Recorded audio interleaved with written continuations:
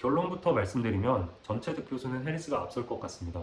선거인단 득표수가 어떻게 될지는 정말 모르겠는데 상원에서는 공화당이 다수당이 될 것이고 하원에서는 민주당이 조금 더 유리해 보입니다. 이렇게 박빙이기 때문에 개표 결과는 선거일에 바로 나오지 않을 가능성이 높습니다. 해리스가 당선되지 못하는 경우 민주당 지지층 안에서 서로 손가락질이 시작되고 연대의 고리가 느슨해질 것입니다. 2024년 미국 대선이 정말 코앞으로 다가왔는데요. 이 영상을 보실 때쯤엔 이미 선거가 끝나 있을 수도 있겠습니다. 최근 방송 인터뷰에서 많이 받은 질문과 DM으로 많이 들어온 질문 합쳐서 오늘 설명드리려고 합니다. 벼락치기로 미국 대통령 선거 들여다보겠습니다. 엄밀히 말하면 미국 대통령 선거는 직선제가 아닙니다. 그러니까 유권자가 직접 대통령을 뽑는 선거제도가 아니라는 거고 대통령과 부통령은 미국에서 유일하게 간접 선거로 선출하는 공직입니다.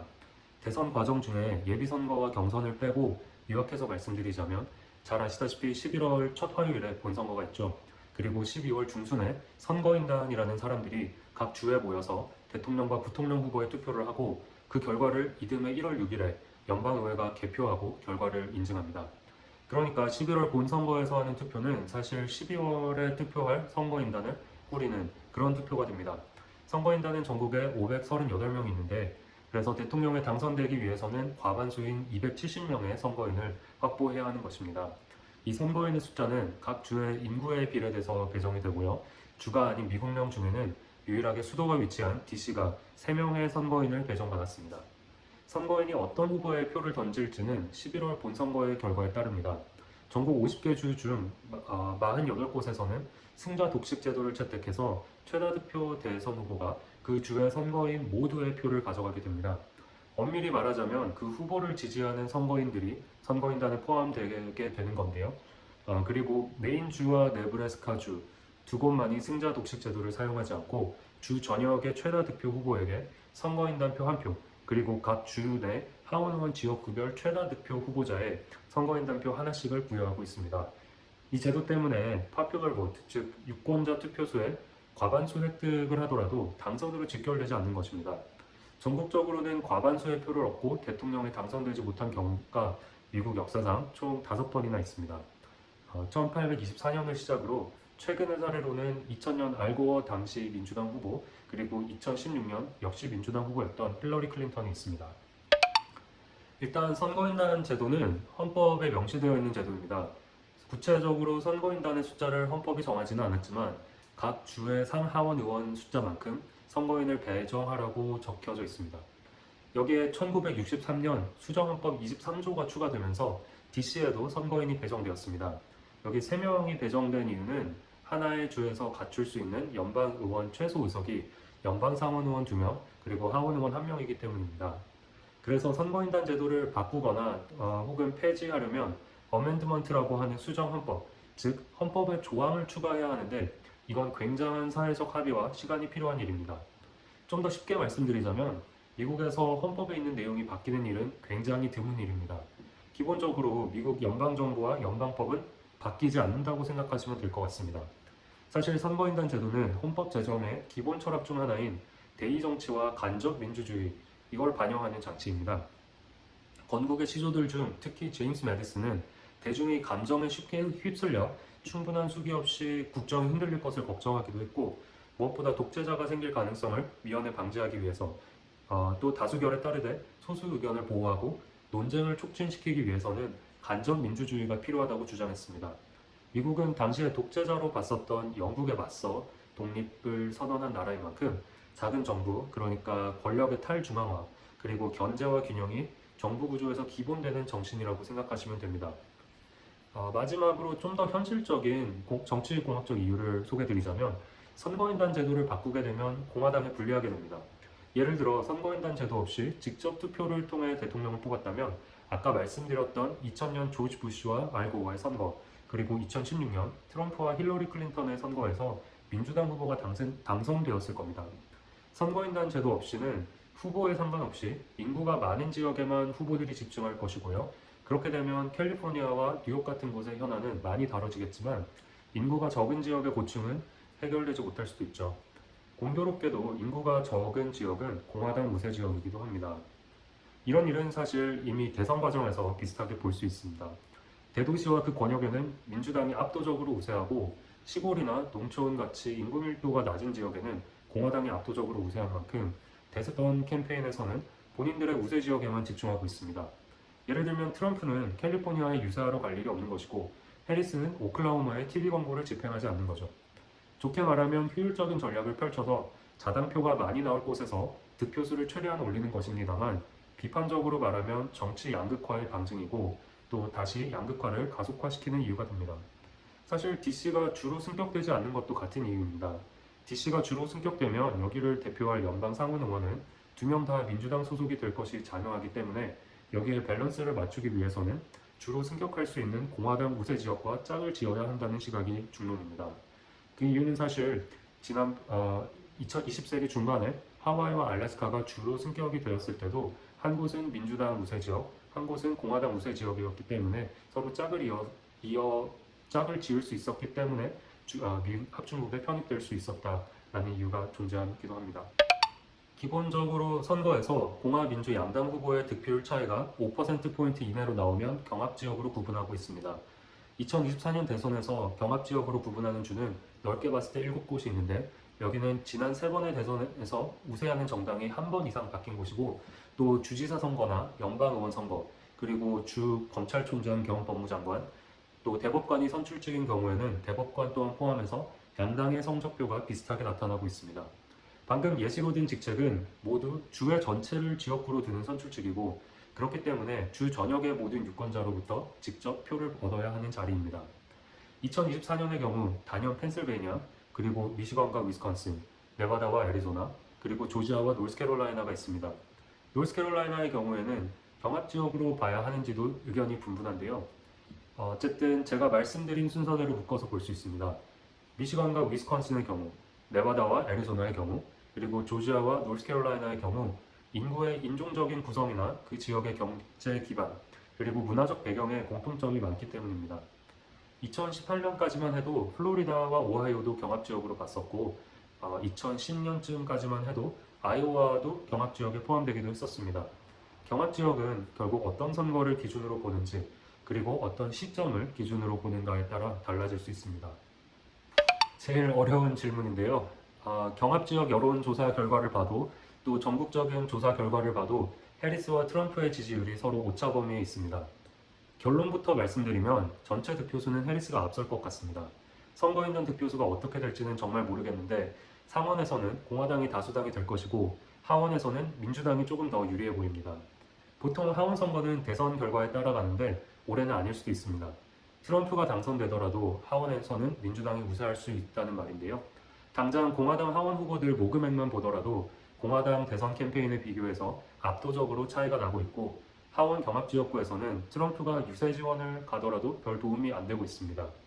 특히 대선에서도 경합지역인 네바다, 애리조나 그리고 오하이오에서는 대선 후보들보다 민주당 상원의원 후보의 지지율이 눈에 띄게 높게 나타나고 있습니다. 반대의 경우도 마찬가지인데 이렇듯 올해는 티켓 스플리팅, 즉 분할 투표 형태가 여느 때보다 많이 나타날 것입니다.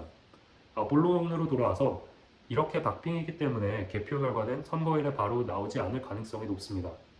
득표율이 2.5%포인트 이내의 경우 요청에 따라 많은 곳에서 재검표가 실시될 수도 있고 또 우편 투표용지가 모두 접수되는데 짧게는 수일에서 길게는 2주까지 소요될 수도 있습니다.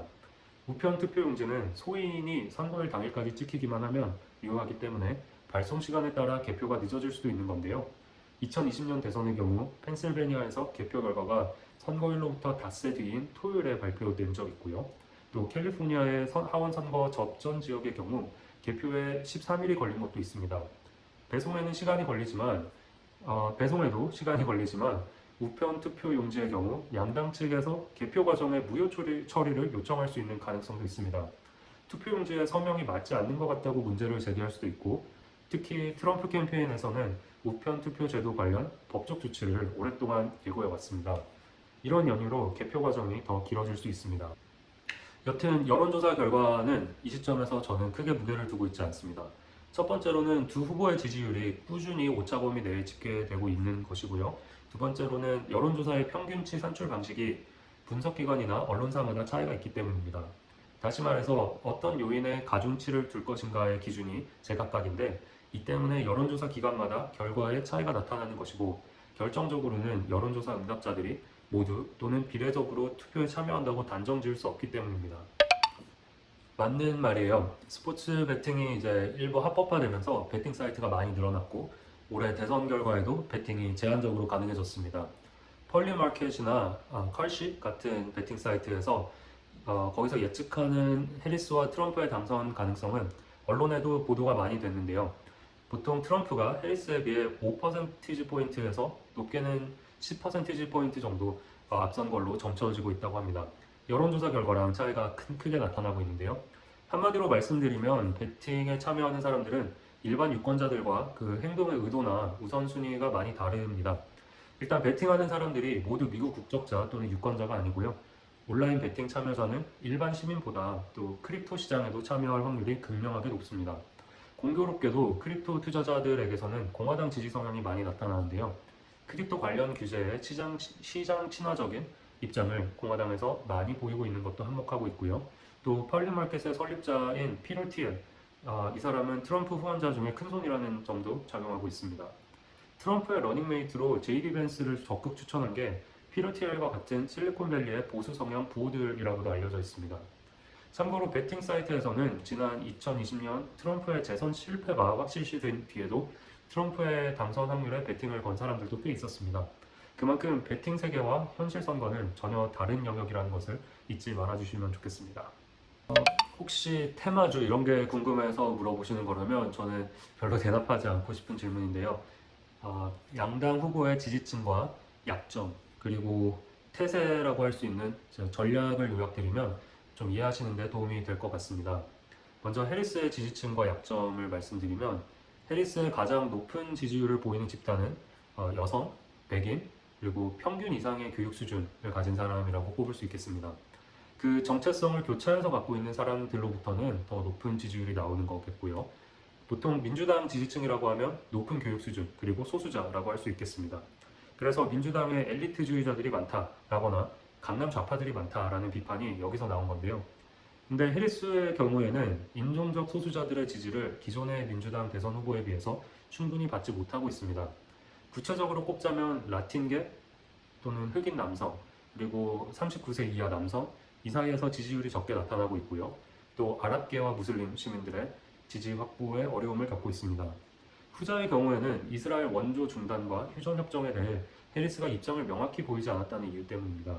그래서 해리스가 당선되지 못하는 경우 민주당 지지층 안에서 서로 손가락질이 시작되고 연대의 고리가 느슨해질 것입니다. 남자들이 투표를 안 해서 그렇다, 아랍계 때문이다 등등 탓할 수 있겠습니다. 진보적 입장의 활동가들 또한 그때가 되면 해리스가 진보적인 공약을 내세우지 않았기 때문이다 라고 비판할 것입니다. 또 여느 때보다 남성과 여성의 지지율에서 큰 차이가 나타나고 있습니다. 심리적으로는 해리스를 지지하지만 그에게 투표할 계획이 없다는 남성 유권자들도 있고요. 또 실제로 여성을 대통령으로 꼽고 싶지 않다고 말하는 그런 남성들도 꽤 있는데요. 이들을 공략하기 위해 러닝메이트인 팀 월츠 주지사 그리고 오바마 전 대통령 등을 지지 유세에 적극적으로 기용하고 있습니다.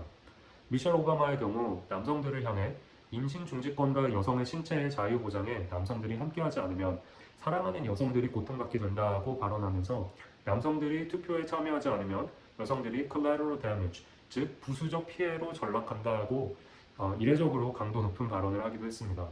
또 공화당 소속의 전 하원 의원인 리스 체이니 의원 또한 해리스에게 투표했다가 남편과 사이가 나빠질 것을 걱정하는 여성들에게 양심에 따라 투표할 수 있고 거기에 대해서 누구에게도 말하지 않아도 된다고 역설하기도 했죠.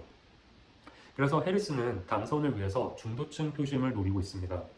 유명 인사들을 지지 유세자로 기용하는 것은 물론이고 공화당 지지자와 공화당 소속의 정치인, 트럼프 백악관에서 일했던 공직자들까지도 적극적으로 포섭하고 내세우고 있습니다.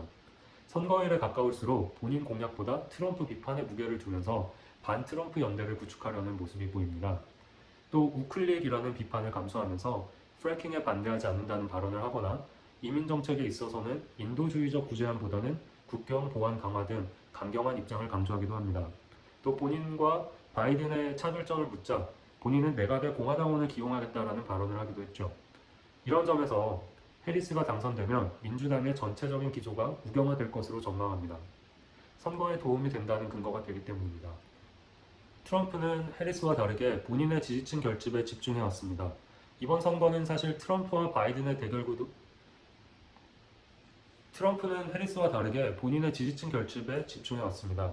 이번 선거는 사실 트럼프와 바이든의 대결 구도에 많은 사람들이 투표할 생각이 없다고 할 정도로 양비론자들이 그 어느 때보다 많이 나타나서 투표 참여율이 저조할 것으로 예상되고 있습니다. 그래서 중도층은 사실상 사라졌다고 할 수 있었는데요. 해리스로 후보가 교체되면서 국면이 조금 바뀌었습니다.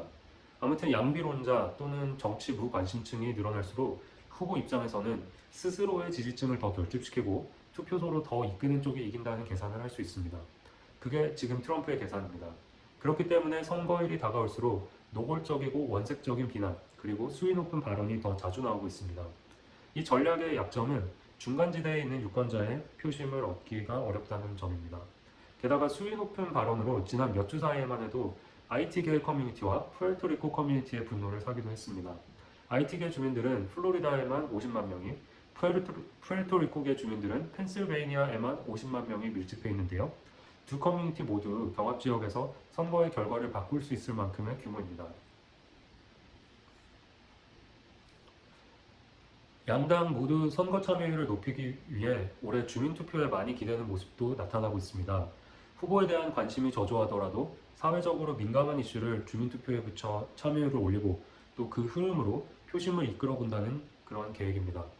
민주당의 경우 실제로 2022년 중간선거와 2023년 오하이오와 캔자스 등지의 선거를 통해 임신 중지권 이슈가 표심 모으기에 효과적이라는 것을 확인한 바 있습니다. 이에 올해 임신 중지권 보장 관련 안건을 주민투표에 붙이는 곳이 이번 선거에 총 10개 주에 달합니다. 여기에는 경합지역인 애리조나도 포함됩니다. 공화당의 경우에는 비시민권자의 투표 참여 금지를 주 헌법에 명시하겠다는 내용을 주민투표에 올렸습니다. 경합지역인 위스콘신을 포함해 총 8개 주입니다. 실제로 유권자 자격을 갖추지 못한 주민이 투표에 참여하는 경우는 2,350만 표 중 30건인 0.0001%로 지난 2016년 대대적인 조사를 통해 밝혀졌습니다. 극히 드문 일이고 이에 대한 처벌은 추방으로까지 이어집니다. 그럼에도 이런 부정투표 의혹을 제기하는 건 공화당 후보들에게 지지층을 결집시키는 데 효과적인 방식으로 작동하기 때문입니다. 시간이 충분하지 않아서 다루고 싶은 내용을 다 담지 못한 게 너무 아쉽습니다.